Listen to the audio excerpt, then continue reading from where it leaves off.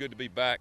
We had a pretty relaxed day. School wasn't in. We had a little bit longer meetings to watch practice from Saturday. Had a decent scrimmage. Guys practiced hard. We are still adding quite a bit of stuff each day in practice, especially today. This week will be a big week for us. We're going to really load them down, and so we can have a very good scrimmage, hopefully Saturday, on both sides. Really challenge the offense. We're going to turn the defense loose. We hadn't done that yet in the scrimmage, so hopefully we'll have a good scrimmage Saturday. But we got a lot of fundamentals and techniques to do. We got a lot of work to do. But again, it's hard to do it when you're adding stuff every day. Guys' head are spinning, and they're having a tough time keeping up. But that's what spring practice is about. So we'll come back Wednesday and go after it again. Well, unfortunately, they're going to operate on him tomorrow, and he'll probably miss about 8 weeks.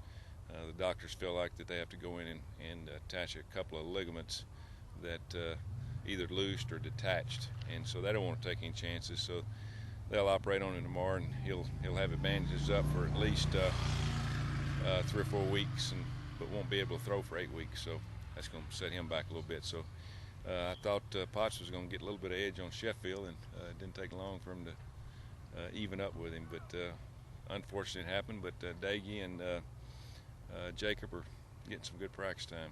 They've both been great. They both, have been through a lot, experienced a lot, and know what it's like to play in big games.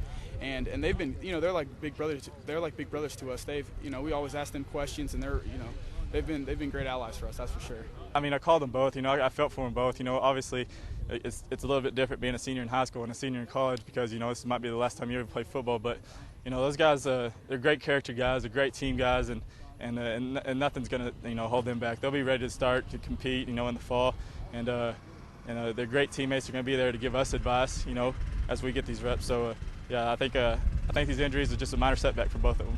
The experience is great. It's an opportunity for us both to get rest, both to improve on our game. And you'd hate to see something happen to Sticks or Potts because those guys are great and they're great leaders and they're great teammates. But at the same time, you got to take advantage of the opportunity and improve your game and get ready for whenever you go in. So. It's always competition, and I realize at a D1 institution like Texas Tech, everything's about competition. Every time you do a jumping jack, it's competition, and really it's all about bringing out the best in one another, and we're all just fighting to get better and make ourselves the best that we can possibly be. How quickly are some of the other guys, not just quarterbacks, but some of the younger guys in particular, picking up on everything you're trying to do? They're doing well. They have to keep their attention going out here as fast paced as we practice. And so the concentration is not bad. It's just sometimes they lose their train of thought trying to catch up from a play that they might have done well before or didn't do well before. So, but that's the advantage of practicing fast. We get a lot of reps in practice the way we do it, and our conditioning is obviously getting better and better. Our linemen are getting much better in shape, but we got a lot of work to do. But if we keep the tempo of what we're practicing and the concentration, we'll get much better.